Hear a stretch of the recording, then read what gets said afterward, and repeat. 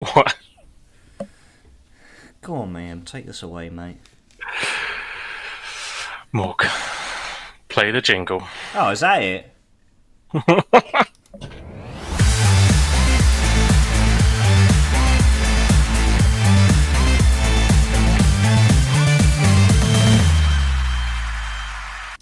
Good evening, ladies and gents, and welcome back to the Football Booth Podcast, episode 11. My name is Fennon, and joining alongside me, as always, a man that I'm always looking forward to seeing on a Wednesday night. I've got Mayhem. How you doing, my friend? Yeah, mate, I'm good. You? Yeah, good, mate. Very, very good indeed. Expected more from the introduction. I really thought you were going to make some sort of pun or slick comment about the result on, I think it was Sunday you played Aberdeen, where you just narrowly beat them 6 goals to nil. Yeah. The game was strange, but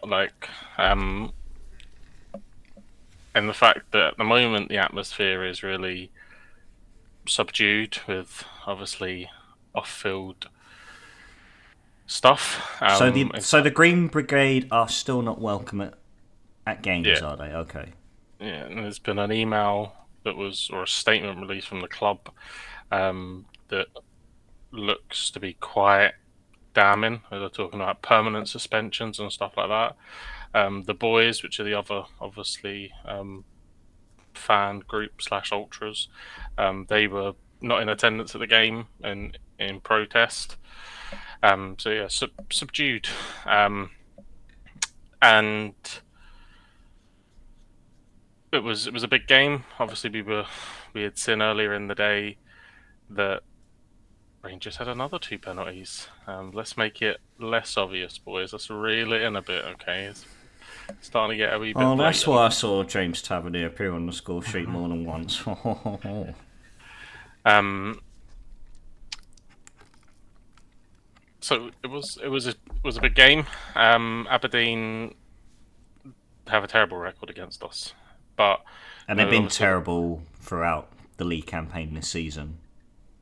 yeah, On top they've of that, not yeah. they've not hit the heights that they had, towards the end of last season. They have obviously booked themselves a place in a cup final. Um, so they have performances in them. Obviously, they got a really positive result at Ibrox as well.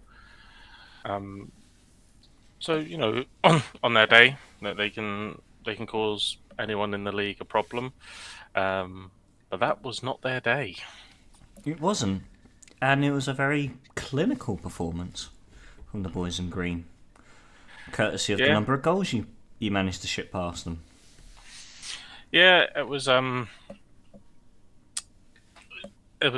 worry at the start. We had a really good early chance that fell to Kyogo, and he hit it right at the Aberdeen keeper, Ruse or whatever his name is. Um, and you're worried. You always get that little sort of, oh god, no, don't start this, boys. Um, and thankfully, we didn't. So it was, yeah, like I said, it was an odd kind of feel to the game, but a game that had massive importance, and thankfully, it was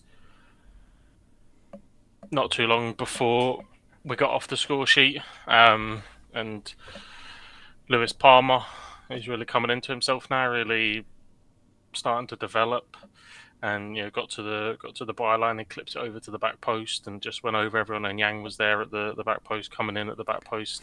First Celtic As goal as well. Big moment for him. Yeah, and he's kind of had fits and starts. He hasn't really, you know, put himself in the team. He's got a big opportunity. Days in Maeda's out now. I think it's like 3 months. So we'll feel the effects of his sprinting. I'm just saying that the first game he's not in, we score 6 goals. We probably feel the effects of his lack of ability, but um, certainly from in Europe, we'll miss the energy and the press that he brings. But the good thing that we have in Kyogo and in Yang, is Yang possesses great pace. He presses as well, so he brings that. Um, and yeah, it was pretty comfortable. Not too long later. Good interplay, Matt O'Reilly, being slid in, cutting it back. Kyogo taps it in, and once you get the second, you kind of realise very quickly that the game plan for Aberdeen has all but gone, and we can settle in and just play our own stuff. We can be slow. We can pick our passes. We obviously want to move the ball fast. We can Yeah. be a little bit more time on the ball and But be a little of bit more course, at the same precise. time, still managed to maintain that game management, of course, as well. Yeah. So we got in at half time at 2-0, and it did feel it did feel like the game had already sort of drifted. Aberdeen weren't doing a whole lot. The likes of Majewski up top wasn't really in the game. Shinnie in the midfield couldn't do a lot. The only people that were really being worked was the Aberdeen defence and Bruce that was in goal. So it never felt like a game that was ever going to sort of slip through. Hart had pretty little to do in the game, which is again a good sign. And it's strange because you win 6-0 and it looks. I think the scoreline in itself was a little bit deceiving because we scored so many late goals, but it was a 6-7 out of 10. Probably never got out of second gear because we didn't need to. Aberdeen were going to try and be hard to break down, and they were going to try and be robust, and losing the two early goals basically threw that out the window. Um, Obviously in the second half we get the penalty. We've had a real problem with penalties as of late, whether it be Rhea Hatate or whoever steps up. It seems to be David a problem. Turnbull. But yeah, Palmer stepped up, looked confident. Did a fancy Neymar-esque run up, ran the ball, jitters, stuttered. So There's if you're nothing doing all, fancy about those penalties. They do my fucking nutting. They do. if Like, if you're doing that kind of shit, you better make sure you score. And exactly. Absolutely. luckily, he did. And yeah, the game was petering out. Obviously, there was a lot of time added on for the collision that Kyogo was involved in, which is on. I don't know. It's right on the edge. In terms of the penalty as well, I'm not sure it was a penalty either. This is, I think, VAR over analysing. Yes, he definitely comes in and makes collision with O, but is O ever getting onto the end of that ball? I don't think so. I think if it was the other way, we'd be raging. But obviously, you take him. It killed it. It put the final nail in the coffin, but I wasn't sure about that. The the one on Kyogo, the only person that will know is the defender. That's the truth. It was certainly there was certainly a lot of force in it. Kyogo is knocked out by the time he gets to the ground, which was a real worry. And thankfully, he's come out and he said that he's okay. He doesn't Oh, remember good. walking off the pitch, and he doesn't remember a lot of stuff um, that happened very quickly after that. But the only person that will know if he went in with intent to hurt was the defender.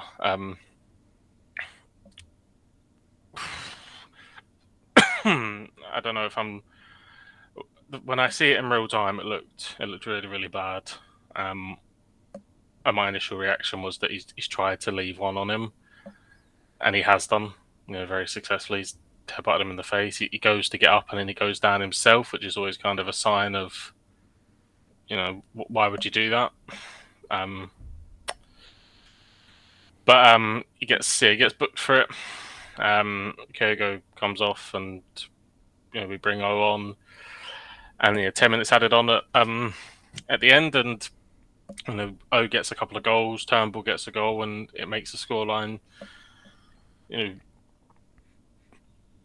probably in some ways a fair reflection because Aberdeen didn't do anything, but at the same time, I don't think they defended poorly at all, and they probably will feel that 6 goals is pretty harsh, and they're pretty hard done by about that. But You can't be bad to it. 6-0 helps the goal difference. If Rangers are going to get 2 penalties a game every game, which just seems to be the running theme, you need to take advantage of that. And certainly, it felt like Aberdeen in that additional time certainly chucked it. Which And game did John Beaton have this weekend? I think he was on VAR for us. I think um, Oh. maybe I'm not overly sure on that, but I might be wrong. But it was yeah, it was one of those ones that you just say that's 3 points and we move on. There wasn't. Palmer was obviously the standout player, 3 assists and a goal. Yeah. Again starting to shine in that left mid position. When we sold Jota, we thought it inconceivable that we bring someone in that would have as many goal contributions, and Yeah. he's putting up the numbers. He's Yeah. had that involvement in Europe as well. It's not just been so he's growing into that role.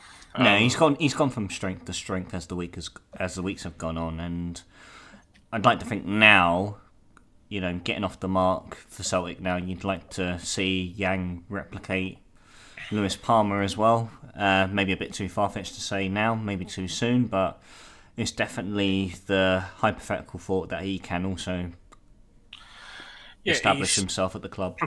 he looks really raw. So he has like Yeah, moments where he can turn a fullback inside out, and then he just has a poor choice. So we'll see. Certainly, that was probably his best game in a Celtic jersey, and he stepped up for Maeda being injured, and I don't know if he has been called up for international break, but obviously it'll be a wee break away from the club if it is, or be in training, getting ready to go after the international break ends and club football resumes. So he's ended there well. He's got a little bit of time either with his international teammates or to kind of rest up and get himself back in the right headspace to go again. And we kick off now into a real busy festive period, and this is more often than not this kind of period ending with the derby at the end of December. This normally is where we see momentum shifts, or the same pattern continues a lot of the time, even though nothing's won or anything like that. But a lot of the time you get the feeling that momentum can really shift on that derby, and that propels you yeah. No, into the absolutely. new year. No, absolutely. And it's always the matter of fine margins between Celtic and Rangers, especially when it comes to these big occasions and the derbies where you go to Ibrox, they come to you, obviously playing 4 times a year. It's, yeah, momentum will play a big factor, and Celtic have done the best thing going into this international break with a comfortable 6-0 win. Yeah, no, long may it continue, and they can pick up from where they left off once this international break has passed over. Obviously, it's the last international break of 2023 until I think our next one isn't until February March time. So, there'll be Uh-huh. plenty of club football to enjoy after these 2 weeks, and Yeah, then 100%. and I mean talking of international break, Scotland of course got the job done back in October, and so you basically got 2 friendly matches to look forward to. Georgia away on Thursday, and then Sunday at home at Hampden to Norway. So Yeah, it's nice. It's a strange feeling. yeah, yeah, I was gonna say Not leaving it down to the last game, the last 10 minutes, and having to dig something out against Norway. Um, yeah, so definitely a strange feeling. But yeah, we'll go to Georgia and then at home to Norway, and who knows? If we get 2 wins, we could top a group that we was expected to finish third in. So um, it's been a good campaign. We've said our piece on Steve Clark, no, but we haven't. but he keeps churning out huge results for Scotland, and we're at another you know major competition in the European Championships in Germany, which is huge for us. So yeah, we can enjoy that when it comes, and then I think the real monkey off the back is the World Cup. Like the European Championships is grand and all, but that's that's the big one. Going and playing in arguably the biggest competition in world football, the World Yeah. Cup. So um, hopefully we can have a decent Euros and maybe even win a game. That'd be nice. And then we can kickstart another strong qualification campaign and hopefully go a couple better than we did last time out. We had the silly playoff where we didn't play well against Ukraine and got ourselves knocked out, and then it would have been a toss up against yourselves, and thankfully on that occasion after we faltered, you's come through. Well, I mean, yeah, we came through, but I definitely think it was quite an off day for Wales on that day, because I feel if Ukraine could have taken their chances, they easily could have come out to 3-1 winners. I think that whole situation at the time, I think the whole world was behind Ukraine, and I think that's what really pushed them through to get to where they got to. And so, yeah, I think it was obviously individual brilliance from Gareth Bale, of course, and then that Welsh spirit that really kept us in that game until the final whistle, where we made our first World Cup in, what was it, 64 years at the time. So, but I think when it comes to the actual occasion, whether it's a European Championship or a World Cup, it's always just nice to be there. Obviously, the icing on the cake is winning the game on that big stage. But most of the time, it's just nice to see your name in the group stages, like printed out in the magazines and newspapers, seeing Scotland, Wales actually there. And so, no, I'm hoping Wales can replicate what Scotland have done as well. Got a tough job away to Armenia on Saturday, where if we hypothetically get a good result off the back of the previous international break, where we played well, beat Latvia away, beat Croatia at home, 2 huge results, and yeah, we go away to Armenia. Then it's a Tuesday night under the lights game against Turkey, which is the ultimate fixture for us, and hopefully we join you boys over in Germany in June. Yeah, massive chance for retribution. Obviously, the Armenia game in Cardiff was well, the less said about it, probably the better. So I could hopefully easily say, yeah, it's the worst we played in Cardiff for as long as I could remember, to be honest. But it's a pure football manager team talk, and it from Rob Page there. Let's go get revenge. exactly, yeah. We remember what happened with Armenia last time out. Go out there and get revenge. I mean, Yeah, same with Turkey as well. Even though, I mean, I think it's a little more expected with Turkey because they've had a really good campaign and they find themselves top of the group, and rightfully so. I think they've been outstanding throughout the qualifying campaign, and they will, by all means, I still fancy them to finish top of the group. Obviously, we're fighting for second, and then it'll be Croatia that will end up in that playoff bracket. But no, Turkey will be a dark horse going into that competition if they are to qualify. yeah, they've got some good players. Yeah. It's always like Turkey and Serbia's, and they always kind of float around, have this Yeah. dark horse tag, and then they absolutely tank the competition and do Mm. shite. No, I still remember when we played away against Turkey, and that Arda Güler that came on, the boy that Real Madrid signed. I went, let's see how much of a wonder kid this guy is. 25-yarder scorcher he scored against Wales. I went, what a goal! Like, Jesus Christ, this guy's 18. Just picked one out of the fucking top drawer. I don't know. But yeah, hopefully some positive results. It'd be nice to watch Scotland and not have anxiety the whole time.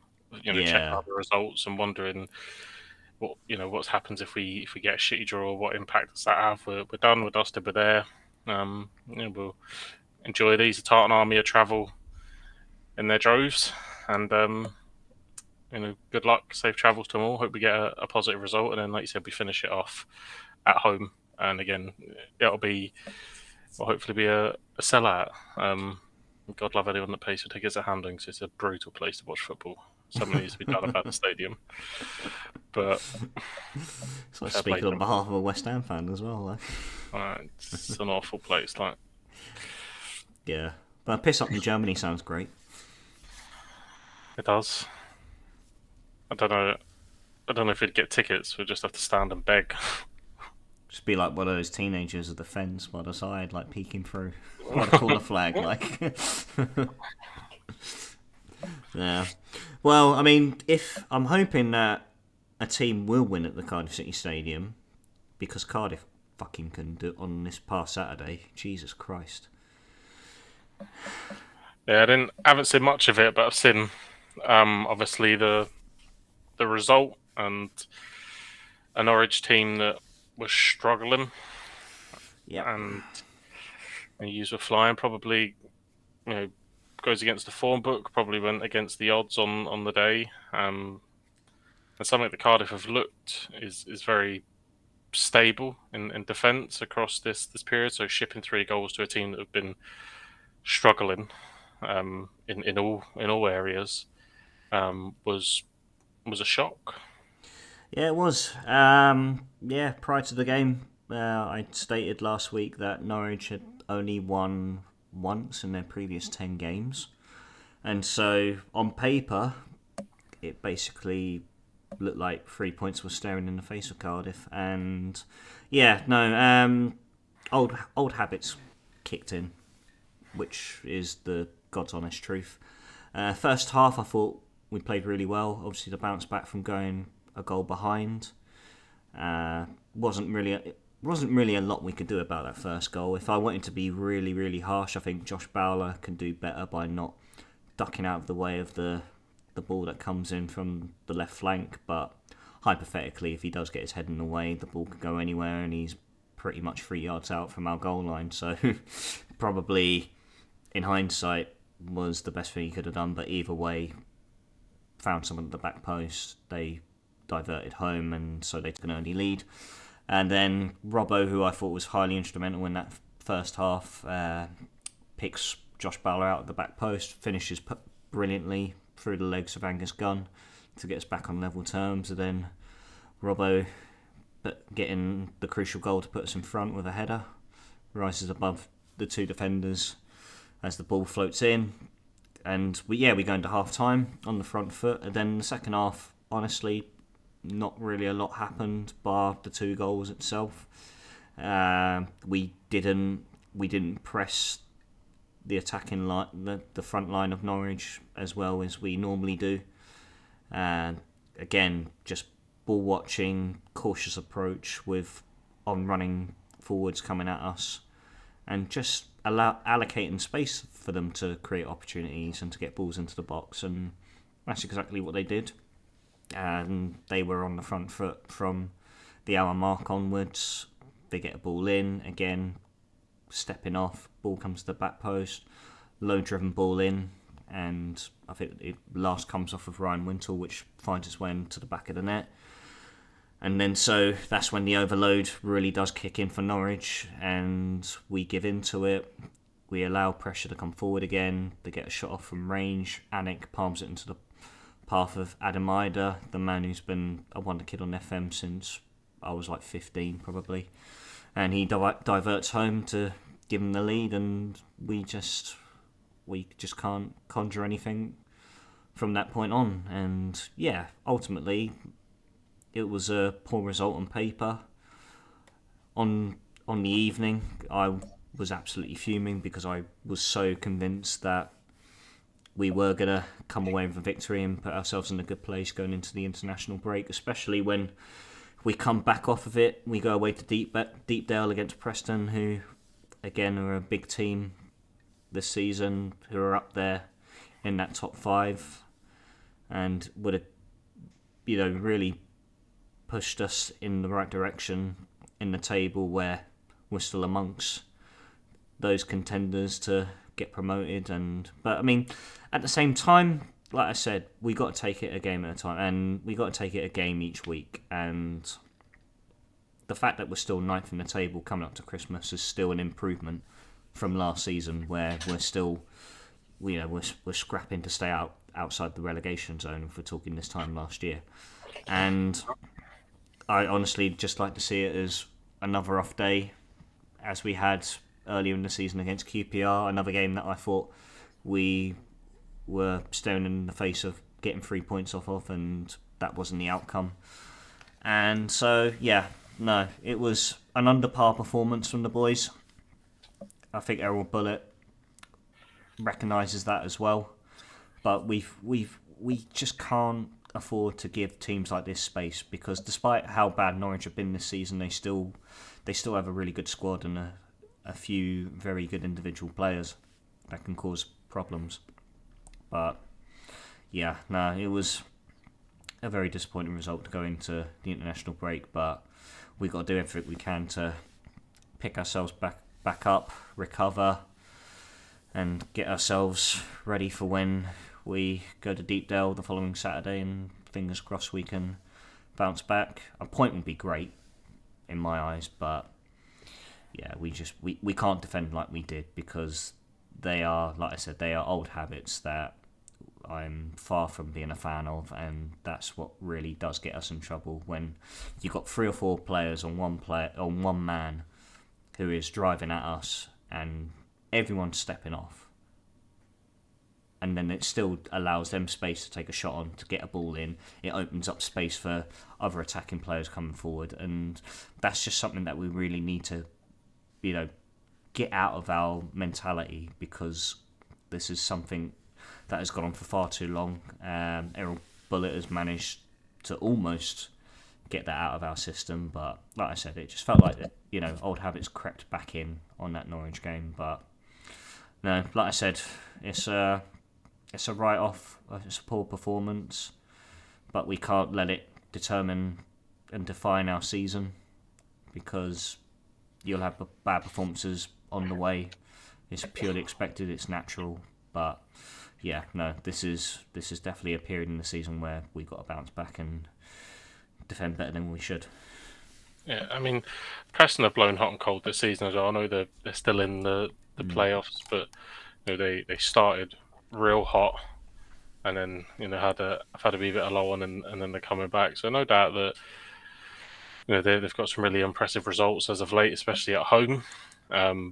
But it's not like a Leicester, it's not like that kind of. Yeah. Or it's still a place I think you can go and impose yourself and get a result. And like you said, one poor performance isn't what you want, but it isn't that bad if you go and get if you follow it up and you bounce back and get a positive result. It's when you start to get on that run. We know all too well last season, you get in that rut, and all of a sudden you think that you're clear, and we see towards the end of last season people being dragged into it that you never thought in a million years were going to be in a relegation battle. Yeah. So Championship was about ticking over. Realistically, if you can kind of get to February and you're still in that top half, you're probably at that point only 5 or 6 points off the playoffs, and then you really know what's in store. Okay, well, this is a season that we can actually push for playoffs and promotion, and that's when it goes up. So until then, like you said,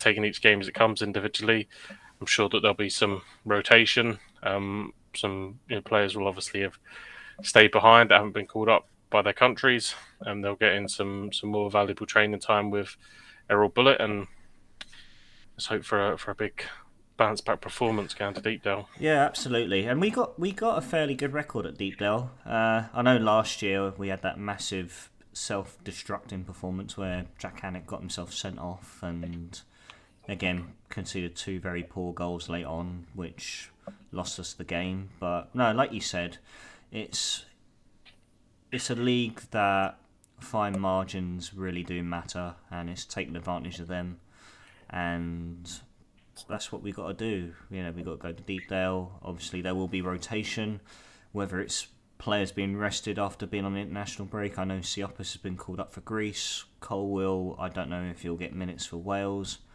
Ramsey still isn't fit, so I imagine it will allow him more recovery time for him to come back sooner rather than later.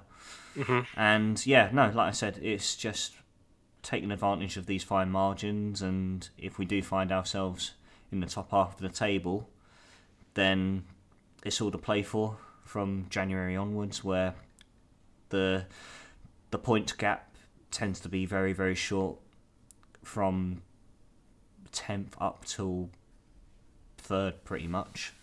and Ipswich and Leicester still seem to be continuing to pick up points. Obviously, Ipswich came away with a victory against the Jacks on the weekend. Up the track, the boys. Leicester still performing on a consistent basis. Leeds again picking up a win against Plymouth just about in the end. Almost let themselves slip in that game. Leeds, they took a Did free. let himself slip. Oh, pie face. We see him, didn't we, on the old interwebs, giving it large. We all love Pie Face. Alright, big up to Pie. Big up Pie, Love we love you, mate. love him with a wee Stony on as well. Go on, son. Go on, son, get the badge in. Um, but yeah, the Championship really hots up, really becomes super exciting after Christmas. But you need that foundation of August, September, October, November, December to to make it the good kind of exciting and not the I don't want to look at the league table kind of Yeah. excitement. So When's the next international break excited? Yeah. yeah, but I think Cardiff, like if I'd have said to you, first game of the season, right, 15th of November, you're going to be ninth. You're going to have Derby wins over Bristol, not really a derby, and I mean Bristol aren't a team, are they? No, they're And not. No. Derby, finally breaking the hoodoo against the Jackson. You would have been delighted. What tends to happen is success makes you want more success, and perspective changes, and Yeah. that's fine. Yeah, and if you That's offered not, me that, mate, like you'd have no limbs. Honestly, yeah, you'd be called Pillow Man from now on. Like like I would have taken that every single day of the week. yeah. So I think Errol Bullett's doing a really really good job. I just hope that Vincent Tan and his fucking band of merry men don't hit self-destruct. We've seen it at Birmingham that were doing fine under John Eustace, and then they decided Bruni was the guy. He don't look like the guy, and their season's imploding, and you fear for them that that all of a sudden they really need to turn things around and get that first win under the belt, otherwise they could be in quite a lot of trouble. So yeah, you just hope that he doesn't have any bust ups. Tan's incredibly famous for being an absolute ball bag, so you just got to hope that he does the right thing and he just stays away from the football club and Yeah. just lets Yeah, Errol Bullet. exactly. Yeah, just stay in Malaysia. Yeah, Stick to Zoom meetings. Don't get yourself involved or invested. No, I mean, speaking about investing, I think Mehmet Dalman came out this week, and again, purely speculation and paper talk, but they're eager to strengthen in January as well. So I feel they'll give Errol Bullet that opportunity to increase any quality or depth that he feels is needed in the side. So that's obviously all to wait and see. Speaking to my dad on the phone last night, he's convinced that we're going to sign Kiefer Moore in January. I mean, again, more vicious rumours that were flying around back in the summer. So, but I'm like, Dad, you sound like me when I was like 18. Like, behave yourself. Don't believe everything you see on Twitter. Like, I don't know. Yeah, I don't know. One, because I would imagine that even though we went to Bournemouth, there would have been quite a large spike in wages, and two, he's a pretty heavy in the striker department. I Anyway, I think know. we're okay without him personally. I don't think we Yeah, need Kiefer Moore. No. I mean, bringing him in would add a fourth. You've got So we got Keon Atete, Robbo can be deployed as a striker, Ugbo, who we got on loan, Yaku Mate, obviously when he's fit, and I mean past that, no, I think that's it. But like you said, yeah, four strikers that yeah. I've named there for you, and I may be missing some still.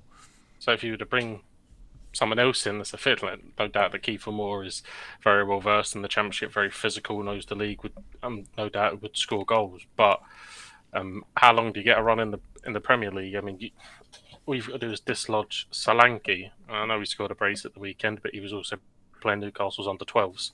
So does it Well, really I don't count? think he's getting on the bench at the moment, Kiefer Moore. Yeah, he was in the stand. I see that. I didn't know if he was No. injured or whatever. If your man, Probably whatever has his COVID again, knowing him. Irola or whatever his name is, that Spanish dude Oh that yeah, wants to be Pep Iriola, Guardiola. yeah. Um, I thought he was potentially injured. I don't know the full story, but yeah, he would do a job. But I also think if he become available, there would be other Championship clubs that would be interested in securing his services. People that are maybe a bigger budget and have a bigger platform to go and perform. So we'll see. But yeah, it would definitely be a coup. But I think potentially what could be the best thing to come out of this international break is Rambo being available the other side of it. Massive player, Absolutely, um, yeah.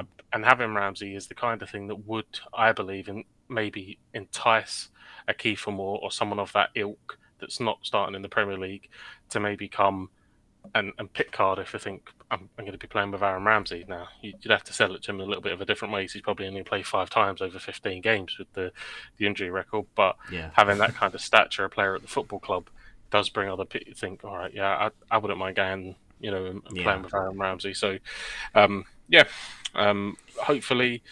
Hopefully, the vicious transfer rumours swirl up, always makes for good chat. Um, It does. But we're only in November, so we can't get too ahead of ourselves. But yeah, let's swivel on over to the Premier League action from this past weekend.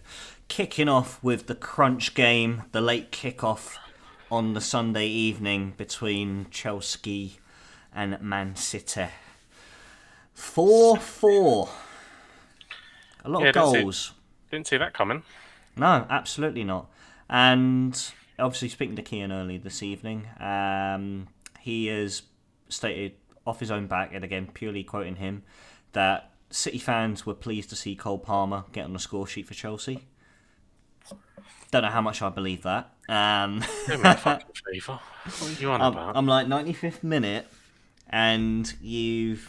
Well, I mean, you shipped 4 goals to Chelsea. I mean, if you've gone to Chelsea and scored 4 and not win, Yeah, I don't think it's a result you can really be satisfied with. no, I don't think so. Especially not with that gammy twat Jackson scoring against you as well, who scored the absolute shittest hat trick I've ever seen. Like, Oh my god, yeah. how you can score a hat trick and still potentially get a 6.7 is amazing, but he did it against Tottenham. Yeah, he did, Um, yeah. and then Probably he because you should have had fucking 8 in that game. But I don't know. And then obviously bags again. Big result for Poch. Look, to be fair to Chelsea, a lot of people slagged them because rightfully so. They were utterly shit against Spurs. Even with 9 men, they were utterly shit. Quick side note, completely off on a tangent. Kulusevski fucked me off that much losing that game that his showdown card got put in SBC earlier, but we move. don't bring it up. I told you not to bring it up. He got I'm tempted to quick sell it. That's how annoyed I am with it. no, mate. It's fodder. Get it in an SBC. Fodder, yes. Um, but yeah, it was a massively end-to-end game. I thought when City went ahead early in the second half, that was it. They were just going to clamp down, champion mentality, see that game out, and win the game 4-2. That didn't happen. They obviously then scored late, and you thought, all right, that's what champions do. Even when they're having an off day and that, and then the Diaz tackle that's shrouded in controversy as it is. There's something every week. Another one. Um, Penalty gets given anyway, and Cole Palmer does the only thing that he does for Chelsea. He scores from the penalty spot. Yep. Um, he doesn't do much else apart from absolutely sink Jackson in post-match interviews, which is I'm all for it as well. Someone has to do it at the end of the day, and if it's not us, then Cole Palmer, you're the man. Mm-hmm. But yeah, no, a very very weird game to be honest. I think Man City. I think they just gave too much to Chelsea. I think they gave them too much space to cause problems. They only really performed when it came to responding to conceding. Obviously, they get the penalty after Sterling's opener through Cucurella of all people managing to haul down Haaland in the box. They get themselves back level, and then they go again. They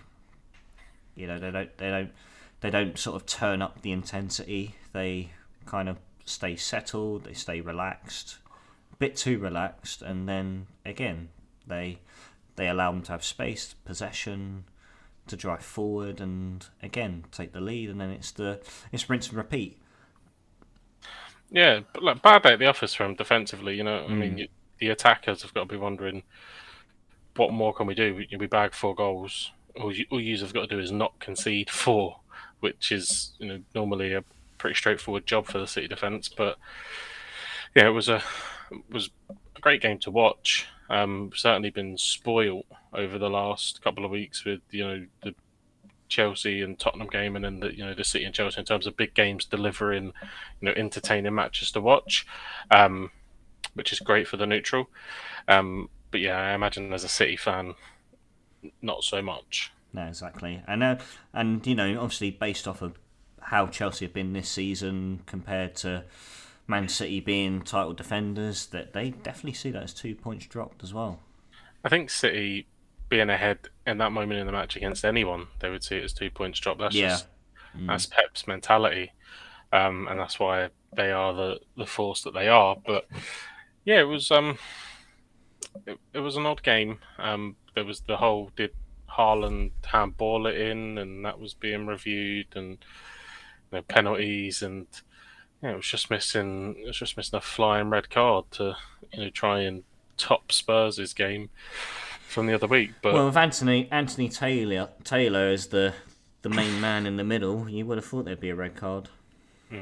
anything can happen when he's in the middle. But overall, yeah, really, really good match. City, I'm sure, will be far more disappointed. But again, Chelsea at home, you know, the one time that they put together and they score a big amount of goals at home, which has been a struggle for them to do over the last couple of seasons, they shipped 4 as well. So I imagine there'll be equal amounts of disappointment for Poch and for Pep. Both have got to be happy with the attacking performance, but to concede 4 goals, you've got to be disappointed. Yeah, defensively, you'd feel that from both sides, plenty of work to be made. Yeah, but a team that defended solidly and managed to get goals on the score sheet was Liverpool. Comfortable 3-0 win against a strong Brentford side. Obviously, I mean, not as strong as they were last season, but still find themselves around mid-table. But Liverpool really proving to be one of the more consistent sides in the Premier League this season. Yeah, they seem to be clicking. I think everybody expected Liverpool to be back in some variety this season. They had a poor season last year, and there was talk of was Klopp's time up at Yeah, Anfield and all yeah. that kind of carry on. And they are back. We sorted out that midfield.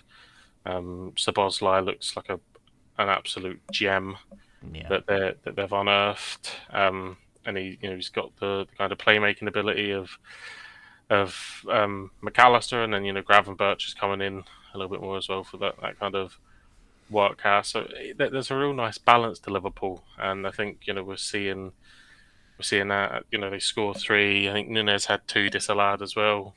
So on a different day, it could have been a far more flattering scoreline if there'd have Mm-hmm. been slightly better timed runs. So yeah, they're clicking into gear. I think they probably. I'm trying to think. So, but I can't think of like a huge result that they've had um, this year, like a massive like kind of statement result. So No, I don't think there's been a real intact result that stands out for Liverpool. I think a lot of them. I think they've been comfortable. Obviously, they beat Forest 3-0. Um, they should have got a point against Spurs, but didn't. And then pass. I know they go away to City next, which will probably be their biggest test so far this season. I think they played Chelsea and drew. Wasn't that on the opening day? yeah, I Yeah. guess I guess you could maybe argue Newcastle when they won with 10 men. I think that was yeah. If there's any Um, result that stands out for Liverpool, it'd be that Newcastle game. this Liverpool team reminds me of a Liverpool of old, though. Like Hmm. it doesn't feel like the title winners. It feels like a Gerard Houllier Liverpool, where they'll go and perform to a really high level, but they'll shit the bed against like a Stoke, or in this case a Luton. Hmm. It still feels like it's that old style that they'll be good and put themselves in a good position, but ultimately probably finish third or fourth because there'll just be one too many slip ups. Van Dijk, still a top defender. I love him, obviously for his time at Celtic, but he's not what he was. Certainly, injuries have played a part. Yeah, I don't think he's fully confident in his centre back partner next to him, which maybe leaves a little bit extra responsibility that he struggles to cover at times. So um, if they can find the balance, if they go into the market in January and maybe look, I think a centre back is probably what they're crying out for. yeah, no, absolutely, Someone to come in and be solid next to Van Dijk and potentially then exactly, yeah, take over from Van Dijk. Um, then that could be massive for him. I don't know how much is they spent a lot of money in the summer, so I don't know how much is there. And I think probably what happens in the summer is they sell Salah. They're probably going to get a ridiculous bid from Saudi, so he probably goes in the summer, and they'll be well into thinking about how they replace that man because yeah, he's whatever you think of Mohamed Salah, he has been an incredible servant for Liverpool. Scored you know an incredible amount of goals from the wing. Even though he kind of plays that wing centre forward, he kind of role, but he's bagged so many goals from. So it'll be near on impossible to replace that. So it'll be interesting how they yeah. deal with that dynamic. Absolutely, a massive. It'll be a much bigger void to fill for Salah than it was with Mane, and Mane was a big void to fill in itself. And a lot of Liverpool fans did question when Mane made the switch to Bayern whether he was the missing outlet that they needed last season. And it clearly went to show that Liverpool do still possess that quality going forward with the likes of Salah, Gakpo, Jota, etc. And they Yeah, I think just last season they had a lot of injuries last and they season. had a lot of injuries as I well. think Yeah, I think you know Jurgen Klopp complained about it about 24 times last season as well. yeah, only a few times. Yeah, And when you look at the options that they had, Diogo Jota was injured a lot, Luis Diaz was injured a lot. Diaz, of Um, course. Yeah, so they're down, and these are top players, and you see the options that they have. Um, Cody Gakpo probably isn't playing as much as he thought that he would when he's come over. He hasn't had that same impact, which is no surprise. Obviously, joining from PSV, talented footballer, but he hasn't had the same, certainly goal outlet and goal contributions that they did in the Eredivisie, which is a common theme for people that seem to come across. And they've only got to look a little way down the road in Manchester, and they can see that. But certainly the options that they have, I think Darwin Nunez has he's all he's all the right assets to be a real top striker. He's just a little bit lacks a little bit of composure. He's a little bit eager, but he's tall, strong, powerful, great speed. If he can tidy up, timing of the runs and be a little bit more clinical, like he was against Newcastle in that game, you know, there's a real that could be there right when Salah goes. You're the guy now. Let's go and bag the goals that he was getting, and they can craft someone into absolutely, that role. 100%. Yeah, if they get the Nunez that repeated the same figures as he did at Benfica in his last season before making that move to Liverpool, my goodness, that team is cooking. Yeah. So And then it just doesn't feel like Salah's going to be missed whatsoever. But no, like you said, they'll get a huge sum of money from Saudi for Salah. I'm pretty sure there'll be interest probably as soon as January. I don't think they'll let him go in January. I think next summer will be the mhm. realistic time for Klopp to let him go, and they'll get a big sum of money, which will make up for the deals they made for Gravenberch, McAllister, and Szoboszlai in the previous summer, and then they can go on and even I think the big like you said the big piece of the puzzle that they do need is a more robust mobile centre back alongside Van Dijk, because Konate isn't it, Joel Matip isn't it. I don't even know who's behind them after that. Reece Williams, who's loaned out. I think they got someone else as well. Joe Gomez still floating about. Joe Gomez, utter pile of shit, in the bin right away. Fuck him off. Useless. And then of course that still frees up the option as to if they look to find I mean, just in essence, a player that is of Salah's caliber. So Yeah, I think it'll be very hard it to will do be that. difficult. It will be But very, very difficult. but Liverpool have had a great track record on recruitment over the Yeah. the recent history. So if anyone can go and find someone, then it's definitely them. I think Liverpool this season are probably a year early in terms of getting back and fully pushing City for the title. But another year, building and getting their squad into, because there's no doubt there's some special players. Van Dijk, Allison, you know Diaz and Jota, Szoboszlai, some real special players. So if they can go and, like you said, find a centre back that is their guy, at Mm. that point, Van Dijk said, getting on again, another year on, but have that, then potentially they can go. But I think they'll be happy enough to secure Champions League football, and probably go on a every Europa League run, although they're making an absolute pig's arse of that. So we'll see. Yeah, they do. Well, I mean, even last note to leave on Liverpool as well. Another great outlet for them has been that Simicast as well.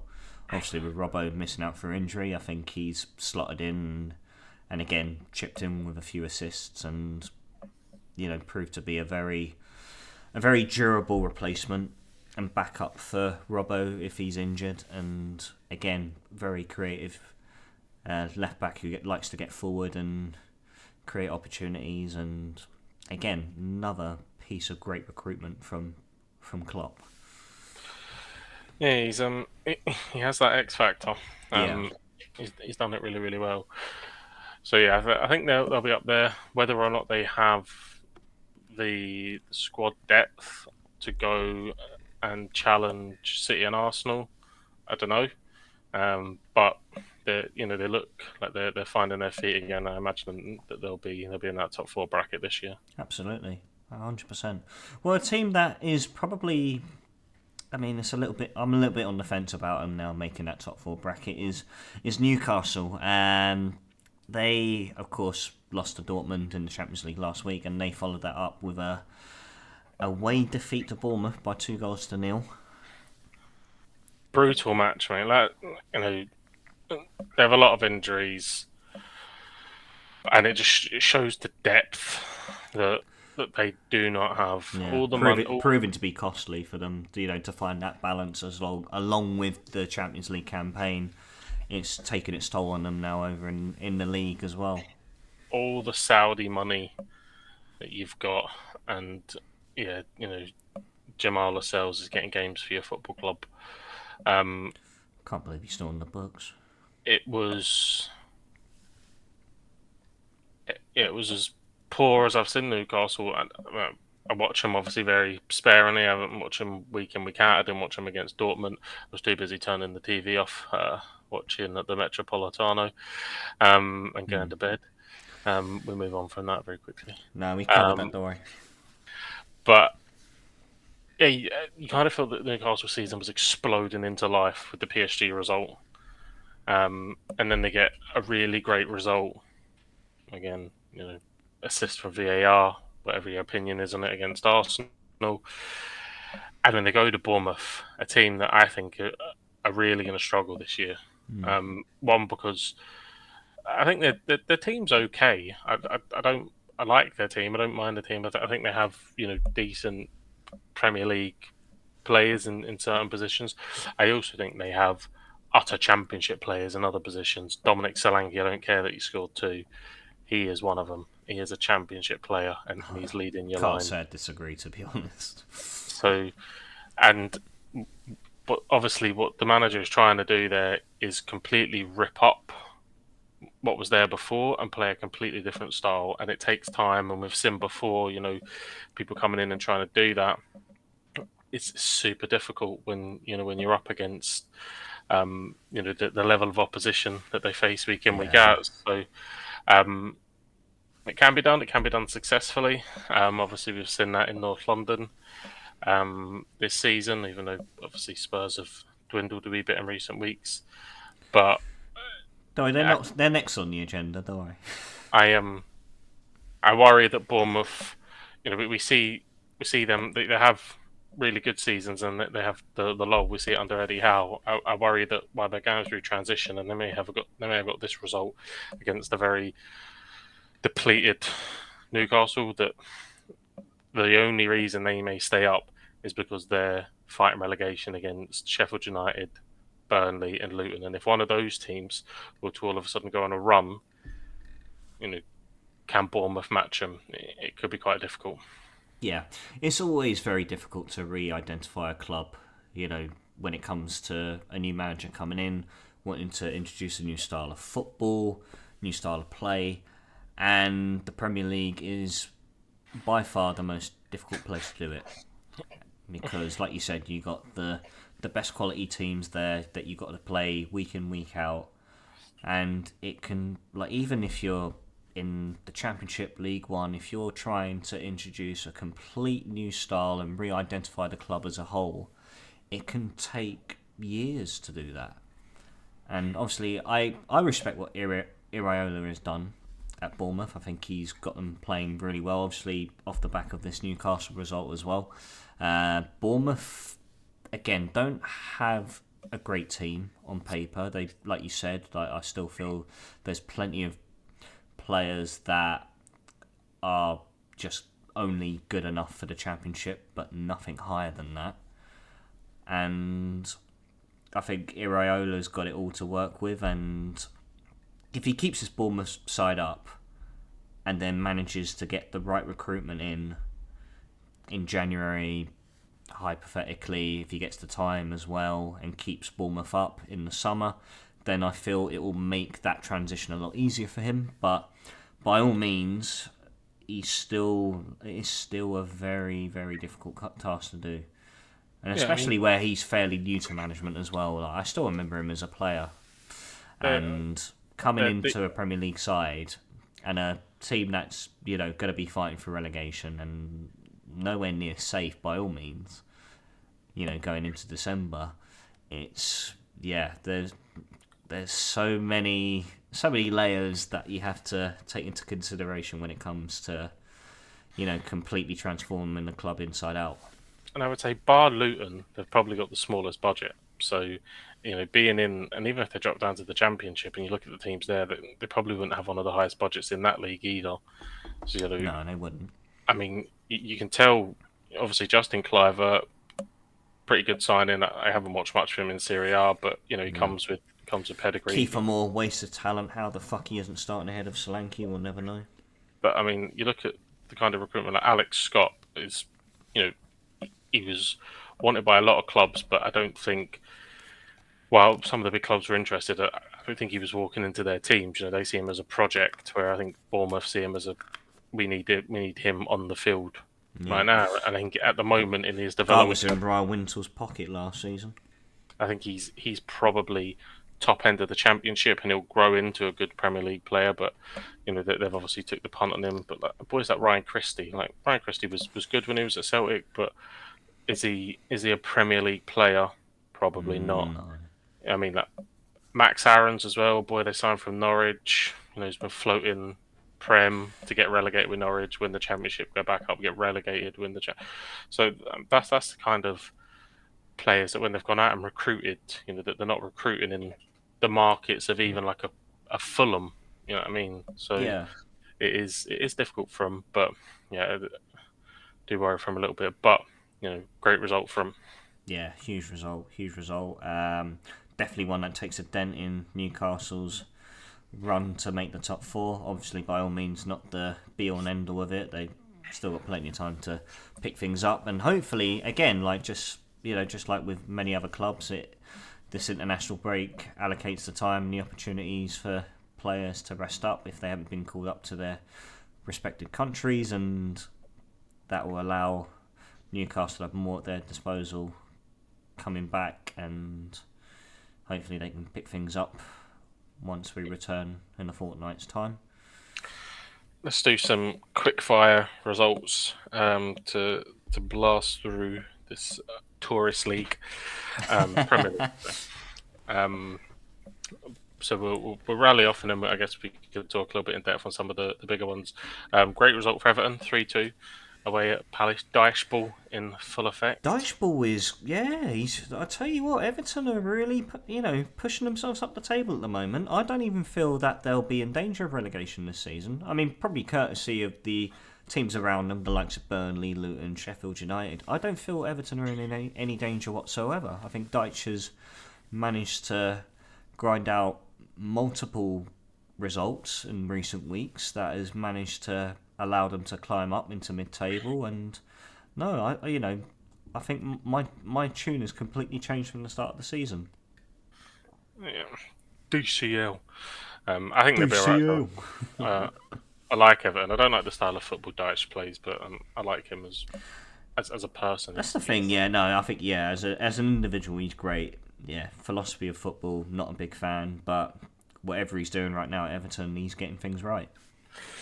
Indeed. Another team that had a very entertaining match. Unfortunately for me, it was on the same time as Celtic, so obviously I only partook in very small doses. But West Ham, 3-2 winners over Nottingham Heard good Forest. things about that game. Heard very good things about that game.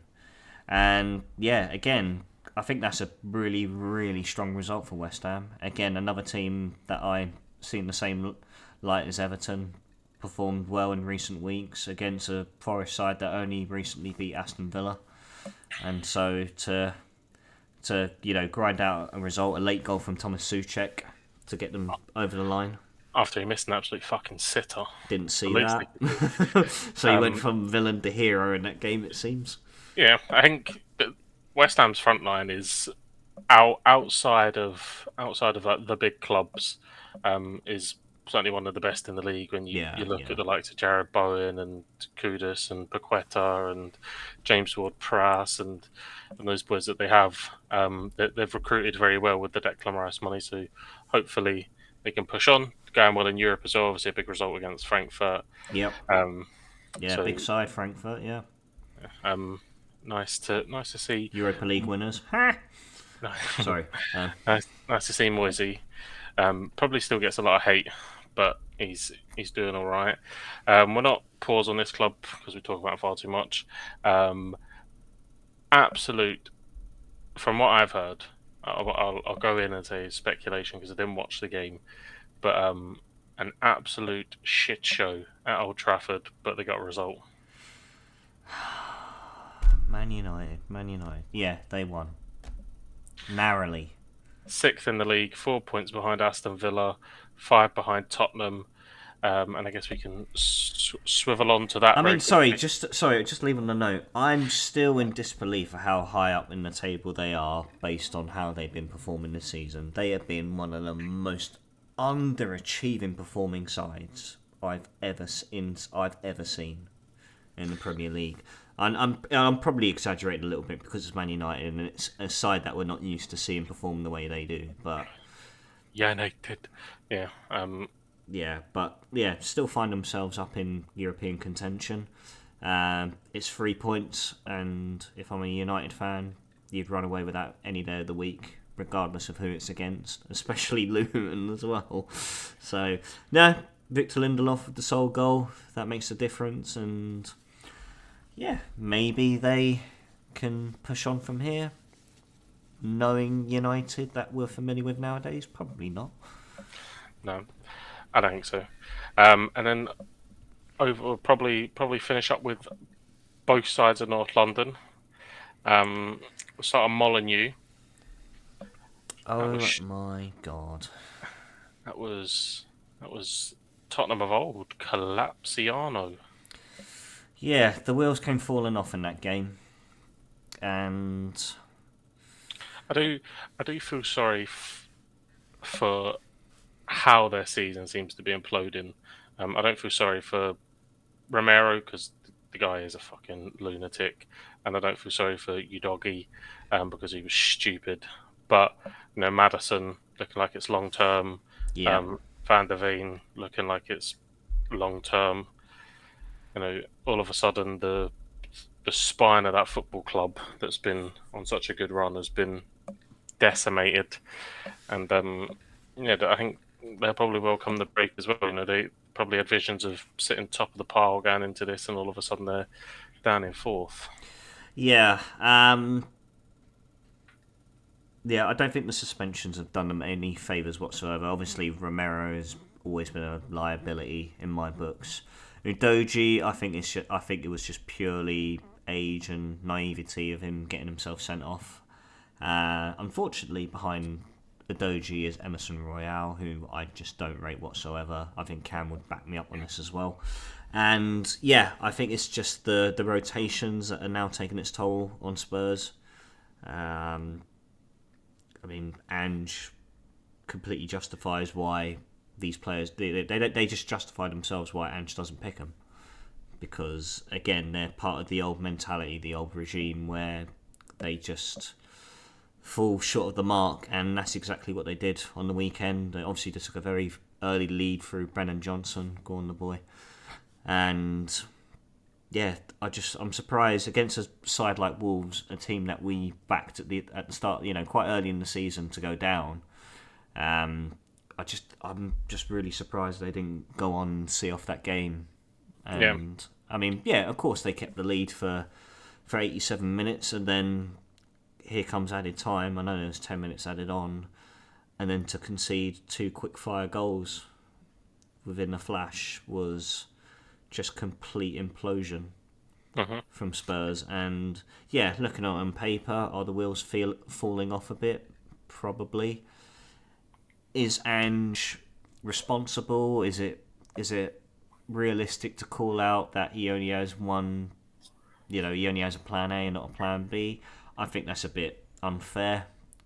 Like you said, I think losing Madison long term, losing Adoji, Romero, and then certain other players as well, they'll be crucial as well going into the rest of the campaign. But I think the massive one for me is Van der Veen. That he was having the Mickey van season der of Ven, yeah, he was having the season of his life, and that looked like his hamstring nearly exploded out of his leg. So that feels like a that's long going to way be a long back. term one, yeah. Um, so we'll see if Levy wants to put his hand in his pocket. Probably not. Tight fuck. Yeah, highly Um, doubt it. I mean, they're going to have to deal with Eric Dyer and Ben Davis as centre back. So off yeah, to off to the other side. The team formerly of Woolwich, now residing in North London. oh, shut up. Oh, shut up. Obviously, Sam was over, so I was forced into watching the game Good lad. um, on. I think it was Spanish BN Sports. The commentary was interesting, Good stream. but yeah, Burnley. I gave them a lot of slack, and rightfully so. But they played all right without ever looking spectacular, and Arsenal probably exactly the same, but their medium is enough to beat Burnley 3-1 and be pretty comfortable about it. There was obviously the wobble where Burnley equalised, only for Trafford to stand in goal and let Saliba run, just run past him and head the ball in, which was a little bit strange. And then Zinchenko thinks he's Paolo Di Canio. Fuck that cunt. So Who's Zinchenko or Di Canio? Zinchenko. Alright. We'll, I we'll think, we'll I let think, I think you're going to say both. Now we'll let the Canio off. Alright. Formerly of Lazio, so maybe be a bit of a fascist, but he had an all right spell at us, so we'll let him off. Well, I was going to say, he made for great TV when he was Sunderland boss. So Paulo when he was at Paradise was a special player, so we'll let him off. Zinchenko, scumbag, get in the bin, yeah. but he did score a pretty good goal. Ah, no, that's good. And then of course, there was the late red card on Fabio Vieira. Didn't see it, to be honest. No, I was that engrossed by the game. I was out making dinner for the wee ones. Yeah. Well, it So was a straight red as well. It was can't comment on it. So I'm gonna do my best Arsene Wenger impression. So I didn't see it. I didn't see it. I have to look at it again. But no, overall, yep, really good way for best way Arsenal could have bounced back after that controversial defeat against Newcastle last week. against a very, I'm going off the score. It seemed like Burnley were very stubborn to break down. Of course, they took the lead just before half time through Leandro Trossard. Josh Brownhill getting them back on level terms to our surprise, and then didn't take long for Saliba to put the Gunners back in front, and then Zinchenko, of course, through individual brilliance, puts the insurance on that result, and Arsenal are back to winning ways and still find themselves in that chase with Man City. Yeah, the top four is interesting, and Arsenal and Liverpool a point behind City, Spurs 2 points back, so it's interesting. But again, as it is for us in north of the border, the festive period normally opens up, and we start to see, who's going to actually be in the title race across this busy period going into the new year. There's a lot of games, so you have to fully use the squad, and that's normally where City start to purr when they can bring Grealish off and put Doko on, and other people are bringing off Romero and putting on Eric Dyer. Big golfs. Yep. Spurs are in for a couple of difficult weeks. Van der Veen on the sidelines, Maddison on the sidelines. I think Adoji's probably got on. I don't know if he's back from suspension the following game. Yeah, I think he will be. So he will be. Alright, so no more Emerson Royale nonsense. He might play centre back. Who knows? Might play centre back. Yeah. He's got to be better than Dyer. I'll be better than fucking Dyer. Not running up stands chasing people. He was good at that. That's as quick as I've ever seen him fucking move. His friends call my mother a cunt. But yeah, overall, I think it sets it up nicely for when we return. So I'm all for it. Let's have a 4-way title race. 4-way title race, please. Come on, boys, stay consistent.